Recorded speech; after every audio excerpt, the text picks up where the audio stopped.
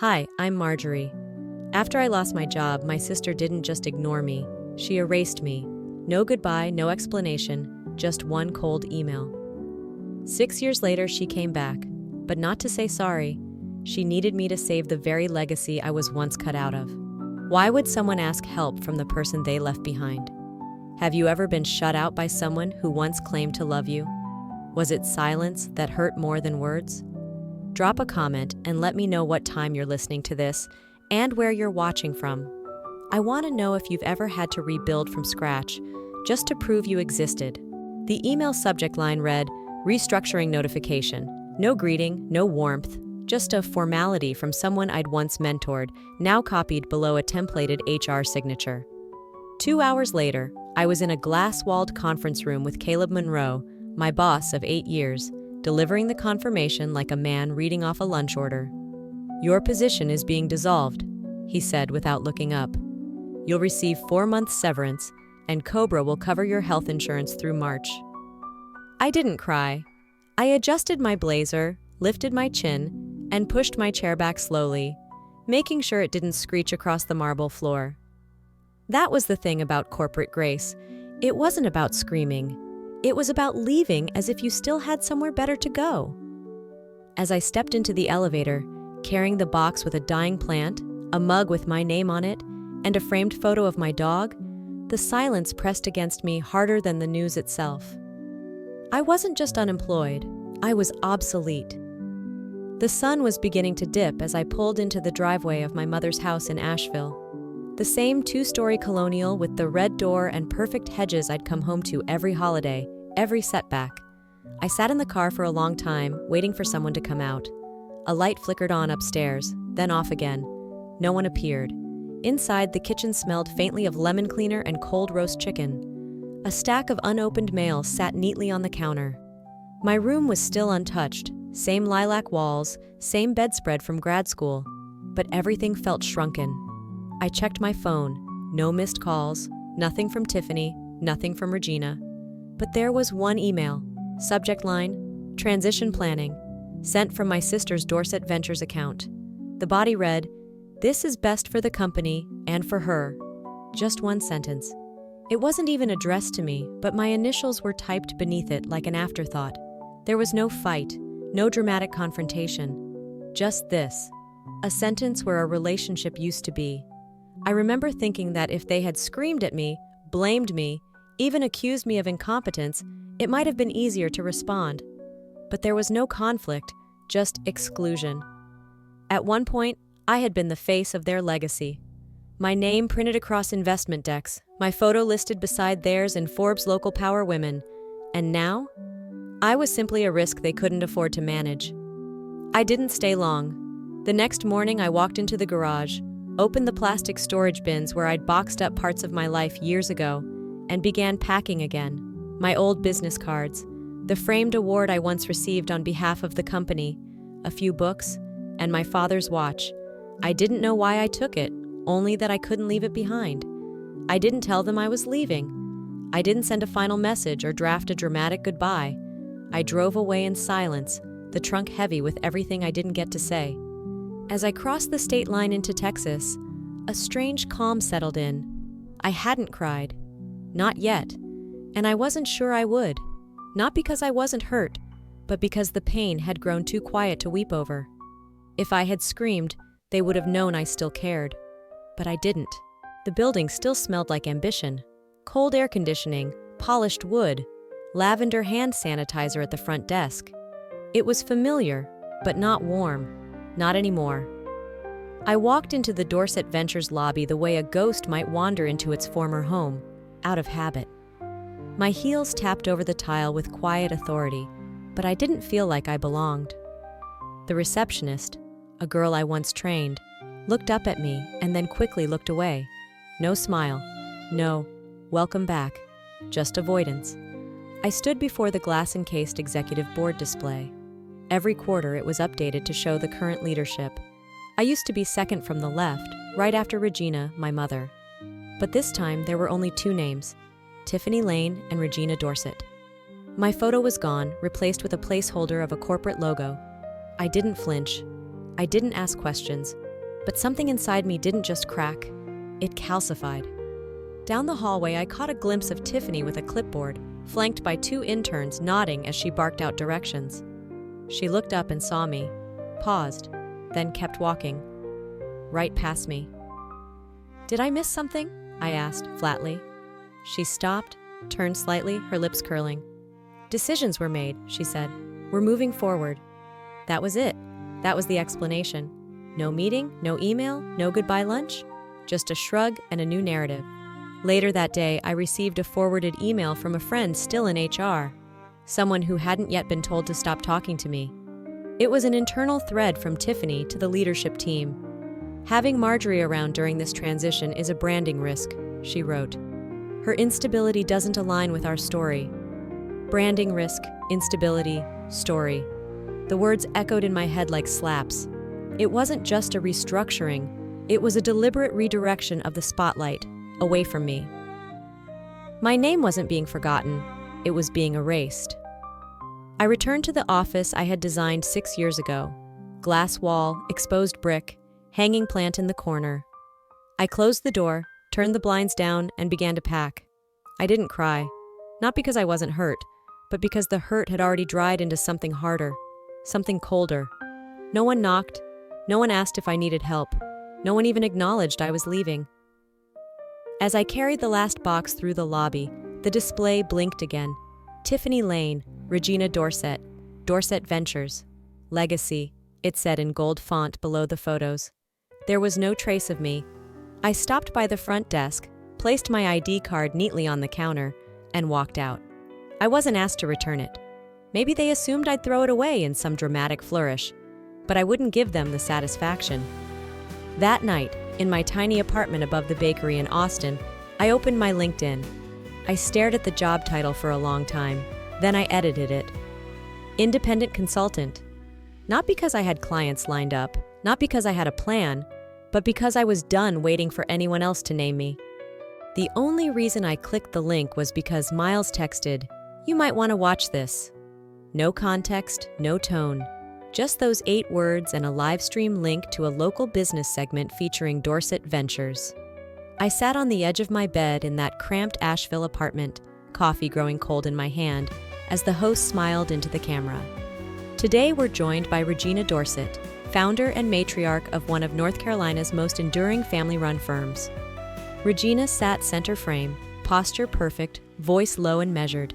Exactly the way she used to speak at board meetings, like every sentence had already been edited and approved. I hadn't seen her on camera in years, and yet I recognized everything. The pearl earrings, the tight smile, the diplomatic warmth. The host asked about the family legacy. "Your children, how have they contributed to keeping the Dorset name thriving?" Regina's reply was seamless. "Both of my children contribute greatly. Tiffany leads communications. Miles oversees legal compliance and internal governance." There was no hesitation, no slip, just clarity. I stared at the screen, unblinking. The host even circled back. "So only the 2 of them are currently active in leadership?" Regina smiled gently. Exactly. I watched it 3 times, rewound, replayed, leaned in. Not a mention, not a pause. It wasn't a slip of the tongue. It was a deletion. I didn't cry. I didn't scream or throw my mug against the wall. I sat still, rigid, small, and felt something in me vanish. You can survive being fired. You can survive being excluded. But being publicly erased by your own mother, on live television, that doesn't just sting. It rewrites your origin story. The next morning, I got a message through Miles. No apology, no explanation. Just this. "Mom says there's a job opening, small admin role, not glamorous but stable." Attached was a job description. Assistant to a recent MBA grad launching a retail startup, daughter of Regina's best friend, 24 years old. I laughed, a sharp single syllable, charity disguised as mercy. I walked to the mirror in the hallway, still hung at the same height since I was 16. I stared at myself, at the fine lines around my eyes, at the posture I learned to keep even when bleeding inside. "They think this is help," I whispered. "They think I should be grateful." That afternoon, I printed the last Dorset Ventures business card I had, the one with my name embossed in gold. I shredded it, slowly, like a ceremony. Then I opened my laptop, found the job listing again, and forwarded it. Not to Regina, not to Tiffany, but to a college intern I once mentored, sharp, reliable, full of fire. In the email I wrote, "This seems like a good growth opportunity. Thought of you." Then I closed the tab, opened a new folder on my desktop, and named it Build from Ashes. Because I wasn't going to crawl back to what had burned me. I was going to build something fireproof. The invitation came via a calendar ping, not a call. No salutation, no context, just the title, Urgent Strategy Session. I hovered over the accept button for a full minute, rereading the sender. board@dorsetventures.com, no signature. But I didn't need one. I hadn't been in that building since they quietly erased me. The memory of walking those halls like a ghost still stung. And yet, something in me clicked. This time, I wouldn't be the one trying to be seen. I would be the one they'd wish they hadn't ignored. As I stepped off the elevator, the marble floor met my heels with a sharper echo than I remembered. Maybe it wasn't the acoustics. Maybe it was just that this time I wasn't here to ask for anything. The boardroom looked the same. Heavy walnut table, black leather chairs, and bottled water lined up like soldiers. Tiffany stood at the front, poised in a tailored navy dress, gesturing to a projection screen filled with bullet points and sanitized jargon. Crisis realignment, the header read. A euphemism, as always. She spoke with practiced charm, gliding through charts about declining investor confidence, revised growth forecasts, and narrative stabilization. When one board member asked about rumors of inflated vendor contracts, she tilted her head and smiled. "We've reviewed everything. It's under control." I sat in the back row. No nameplate, no acknowledgement. Like a guest at a party where no one remembered inviting me. The air was tight with discomfort. I could see it in their eyes. Some glanced toward me, others avoided me entirely. And Tiffany, she never looked once in my direction, not even a flicker. But when she clicked to the final slide, Path Forward, I stood up. She stopped mid-sentence. I walked to the front slowly, deliberately, and laid a folder on the table. No drama, just paper. "Page 3, I said. Inside was the vendor ledger. It showed a payment trail, masked under a consulting firm name, one traced back to an email alias. The alias was Tiffany's. The firm? A shell company linked to a PR contractor known for billing double rates in exchange for crisis media management. Tiffany froze. Someone at the table shifted. Another leaned forward. "I'm not here for credit," I said, voice level. "But I won't sit through another performance while this company collapses from the inside out." She opened her mouth, but no words came. I turned, gathered my folder, and left. At the door, I paused. "If you ever want to save this company," I said, looking straight at her, "start by telling the truth." I didn't wait for a reply. As the elevator doors closed behind me, my phone buzzed. A voicemail from Jordan. Just one sentence. "Call me. There's something you need to know about Regina." I played the voicemail 3 times. The first time I thought I'd misheard. The second time, I couldn't believe she said it so plainly. The third time, I finally understood what betrayal sounds like when it's dressed in concern. I did what I had to do. Your family needs saving, even if it's not from the people you think. Jordan's voice wasn't apologetic. It was calm, logical, as if she were talking about numbers on a spreadsheet, not years of friendship, not the fact that she'd quietly sold a portion of our company to the one entity I'd sworn never to trust again, Regina. My hands didn't shake from anger. They trembled from the echo of trusting someone, again, and being wrong, again. I stared at the wall in front of me, the one filled with sticky notes, pitch timelines, and potential investor profiles. All of it built with her. Every milestone, every late-night ramen session in our rented office above the flower shop on Congress Avenue. She believed in me when no one else did. We signed the LLC paperwork with takeout sauce still on our fingers, laughed when we hit 6 figures, cried in the bathroom when we lost a client, then got back up and repitched harder. And now she had gone behind my back to partner with Regina, without so much as a conversation. Regina didn't need to buy me, she bought my foundation. A week later, I walked into a board check-in meeting at Dorset Ventures. I wasn't supposed to be on the list, yet somehow an accidental CC made its way to my inbox. I went anyway. Jordan was already seated at the table when I arrived, her tablet open, nodding as Regina spoke in low, clipped sentences. Tiffany glanced up when I entered, then looked down immediately like a child caught lying. I didn't say a word. I sat at the far end. No one addressed me. I opened my laptop and began typing, not because I needed notes, but because I needed something to do with my hands. I wasn't here to plead. I was here to see it for myself. Later that night, I sat at my kitchen table in silence. I opened a blank spreadsheet and began entering names, dates, contract amounts, every discrepancy I remembered, every deal Jordan signed without showing me, every meeting Regina claimed was preliminary, every subtle pivot that pointed to one thing: they were preparing to use my own credibility to stabilize their sinking ship. The ache in my chest didn't dull. It calcified, turned into something sharp enough to cut through the noise. I opened my voice memo app and pressed record. "If loyalty got me here," I said, "then leverage will get me out." I didn't cry. Instead, I opened my browser and began drafting an anonymous email to a business journalist in Raleigh, one who'd written a piece about Dorset's sudden shift in leadership 6 months ago. Halfway through the email, a Slack notification popped up on my screen. "Regina Dorset added you to a new private channel, Project Dove." No greeting, no message. Just that. I didn't click. I took a screenshot, and I kept writing. The call came just after 9 a.m. I didn't recognize the number, but I answered anyway. Maybe some part of me already knew. "Hi, this is Melissa from Capital South Business Journal. Just confirming, are you still acting COO of Dorset Ventures?" There was a pause. My coffee cup froze halfway to my lips. For a second, I thought I'd misheard her. "COO?" I swallowed. "No," I said, steady. "I haven't held a title there in over 6 years." She was polite, thanked me, and hung up. But the words sat in the room like smoke. CEO, acting. Still. I opened my laptop. Within 5 minutes, I found it.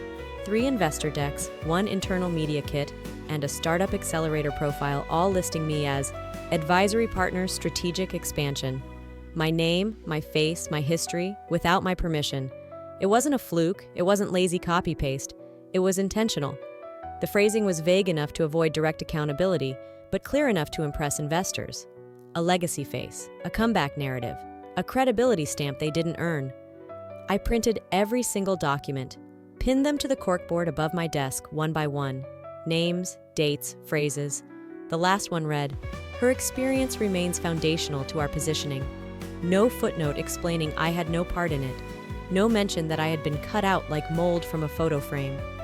"This wasn't a mistake," I said out loud to no one. "This was strategy." By noon, I was on the phone with Eleanor Cross, an attorney I'd worked with during my Everline days. Her voice was warm, familiar, efficient. "I'm not suing," I told her, "yet. But I want a cease and desist letter drafted. Something real enough to scare them. But I won't send it. Not unless they push me." She understood. Within hours, the draft was in my inbox. I didn't send it. I leaked the story instead, quietly, tactically, through a shared contact in an investment Slack group. No drama, just a note. If you're evaluating the Dorset round, you might want to double-check the strategic advisor listing. By that evening, one major angel group had pulled out. And then the call came again, this time from the same reporter. "We're running a piece," Melissa said. "Would you go on the record?" I hesitated, just long enough to remember the boardroom silence, the emails, the deletion of my name from every platform while they profited from its memory. "Yes," I said, "but I won't bash anyone. I'll just tell the truth." And I did. "I haven't represented Dorset Ventures in over 6 years," I told her. "I wish them well, but I had no part in their recent strategy. Any indication otherwise would be inaccurate." The article went live the next morning. Headline: Dorset's Ghost Executive Speaks. Legacy, Liability, and the Woman Who Walked Away. I didn't post it. I didn't share it. But it found its way across boardrooms and inboxes anyway. That night, my phone buzzed. "Tiffany, just 2 words. We need to talk." I didn't reply. I opened the folder labeled Leverage and added one more screenshot. The cafe was quiet, the kind of quiet only early mornings in Asheville offered. Sunlight cutting diagonally across windows, and the scent of espresso floating just above the clink of porcelain cups. I sat by the window, hands wrapped around a lukewarm mug I hadn't touched. Miles arrived without preamble, slid into the seat across from me, and dropped a manila folder on the table like it weighed more than paper should. He didn't speak at first. He just watched me open it, inside. Stock certificates, investment contracts, scanned checks, my signature on all of them. The year was 2012. I had written the first personal check for what became Dorset's innovation subsidiary. My name was listed as an initial investor. It was all real, and none of it had ever been acknowledged. "You were always in the foundation, Marge," he said gently. "They just built over you." I didn't cry. I flipped each page like I was cataloging someone else's story, one with my name on the cover but no chapters about me. My chest tightened, not from anger this time, but from the confirmation that I hadn't imagined it. I hadn't exaggerated. They had buried me in their version of the truth and sealed the grave with silence. I walked out of the cafe, folder tucked under my arm like a weapon I wasn't ready to use yet. I didn't drive home. I sat in my car, parked under a sycamore tree 2 blocks away, and stared at the documents again. I remembered that check. I remembered my father's face when I handed it to him. He had said, "This is the start of something yours." And now, it was just another ghost in their ledger, scrubbed of fingerprints. That evening, I drove to the estate. The kitchen hadn't changed. Same cold marble counters, same flickering light above the stove no one ever fixed.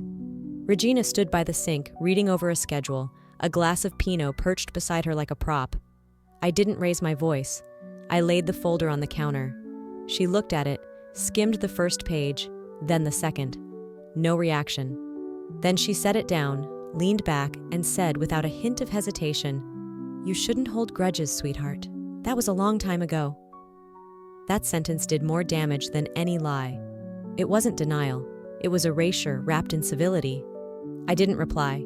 I picked up the folder, left the house without another word, and drove the entire way back to Austin without turning on the radio. That night, I scanned every page into a locked folder on my drive, named it Foundation. Then I opened the pitch deck I'd been updating in pieces and inserted one new slide, Buyout Strategy. My private journal, something I hadn't opened in months, got one sentence that night. "They buried me in silence. I'll return with sound." Just as I closed my laptop, my phone lit up. A text from an unknown number, though I recognized the area code. "I heard you're reconsidering your position. If true, we should talk." The air in the boardroom felt heavier than I remembered. Maybe it was the weight of unspoken histories, or maybe it was the fact that, for the first time, I wasn't there to be tolerated. I was there to be chosen. I walked in wearing black, not for mourning, but for clarity. No one offered a chair, so I pulled mine to the head of the table. Regina's eyes narrowed. Tiffany smiled, too confidently. Miles gave a subtle nod I didn't return. I placed the black folder on the table, centered it in front of me, and opened it with care. "I'm here to buy 49% of Dorset Ventures," I said, "with a structured capital infusion and strategic alignment plan. But before we go any further, I need to make one thing clear." Silence. "Tiffany resigns, immediately, publicly, and permanently." Gasps rippled across the room like a dropped glass. Tiffany's smile cracked. Regina leaned forward, her voice barely restrained. "You're bluffing." I didn't answer her. I didn't need to. I outlined the funding routes, the partners ready to step in, the 10-month recovery projection. The firm I'd built in Austin was willing to absorb Dorset's bleeding accounts and realign its debt, but not with Tiffany still inside. Across the table, she stammered something about loyalty, about legacy. I watched her spiral in slow motion, exactly how she'd watched me 6 years ago, as I was erased one meeting at a time. Then I slid the second envelope across the table. "This one's not part of the deal," I said. "It's for the SEC. Every falsified invoice, the alias vendor account, the payments routed through shell firms." I tapped the envelope. "If I walk out of here without an agreement, I won't email it. I'll hand deliver it." A beat of silence. Then I stood. "You wanted my name for your decks. Now you get it with conditions." The board called for a recess. Tiffany stormed out, cursing under her breath. Regina followed, her heels echoing like gunshots on the marble floor. Miles joined me in the hallway. He didn't look smug. He looked curious. "Did you plan this all along?" I turned to him. "No, but I've learned how to finish things that others are too scared to start." I didn't wait for his reaction. I walked out of the building without looking back. As I reached the sidewalk, my phone buzzed. A message, plain and simple. "Board approved. Tiffany out. Congratulations, Miss Bennett." The message arrived on a Wednesday evening, tucked between spam offers and calendar notifications. Short, no greeting, no punctuation beyond the period that made it feel more like a statement than a question. "Sunday dinner. Your place is open if you want it." I stared at the screen, unmoving. It wasn't an apology. It wasn't even acknowledgement. It was an open door with no effort to explain why it had been locked for so long. I didn't respond. Not then. By Sunday, I found myself parked in front of the Dorset estate. The hedges were trimmed as always, the porch light still flickering like it had for years. I hadn't planned to go, but somehow, my hands turned the wheel back here, like memory was stronger than reason. Inside, the walls looked the same beige tones, same gallery of photographs. Only one thing had changed. On the lowest shelf of the photo wall, tucked just above the floor molding, was an old picture. Me, Tiffany, and Miles at a company retreat, smiles too wide, arms around each other like we didn't know what was coming. It hadn't been there before. Someone had brought it back, just not high enough for anyone to really notice. I stood in front of it for longer than I meant to, long enough for my mother to notice. She passed behind me, holding a glass of wine. "I thought it should be back up," she said casually. "It was always a good photo." I nodded, said nothing, and followed her into the dining room. The table was set for 6, though only 5 seats were filled. Tiffany's name was on a folded card, but no one mentioned her. No one said why she wasn't there. Regina poured wine like the world hadn't shifted. Dinner passed with laughter about old family stories and new investments. Miles tried to catch my eye a few times, but I looked away. I wasn't angry. I just didn't want to be seen as the one who had returned to reclaim something I hadn't. Regina passed me the salad. "I'm glad you're here," she said lightly, as if she were talking about a neighbor. I smiled. So am I. But the truth was, I wasn't. Not in the way they thought. I was here to witness the end of something, not to restart it. After dessert, as coats were gathered and dishes clinked in the sink, Regina walked me to the door. She reached out and gently touched my forearm. "You'll come again next week?" I smiled, soft and vague. "Maybe." She took it as a yes, but as I stepped outside into the cool air, I knew I wouldn't. I wasn't angry. I wasn't even hurt anymore. I was simply finished. Done playing a part in a script I didn't write, for a family who only remembered me when they needed someone to save the ending. I got in the car, closed the door, and drove away slowly. No dramatic speed, no music blaring, just quiet. The kind of quiet that didn't ache, the kind that meant peace. Sometimes, the people who raise you are also the ones who teach you how to disappear. And sometimes, the most powerful thing you can do is come back and show them you never needed their permission to begin with. I didn't return for revenge. I returned for the version of myself who once thought she had to beg for a seat at the table. Now, I build the table, and I decide who sits. If you've ever felt erased, replaced, or reduced to a footnote in your own story, know this. Your worth isn't measured by who remembers your name in a boardroom. It's measured by how you rewrite it when no one else is watching. What about you? Have you ever had to walk away to finally find yourself? Have you ever been forced to choose between staying loyal and saving your soul? Tell me in the comments, drop a 1 if this story hit home for you, or share what city you're watching from. And if you didn't like it, I still want to hear why. Your story matters too. If this video resonated with you, please consider subscribing so you won't miss the next chapter. Real stories, real healing, real strength, right here, with us.